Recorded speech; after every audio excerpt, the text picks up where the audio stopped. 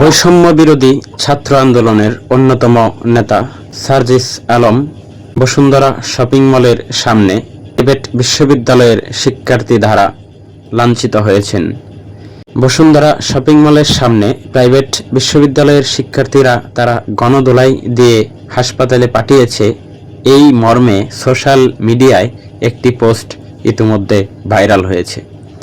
Social মিডিয়ায় এক পোস্টে দাবি করা হয়, খেলা জমে গেছে, সার্জিস আলমকে গণধোলাই দিয়েছে প্রাইভেট বিশ্ববিদ্যালয়ের শিক্ষার্থীরা।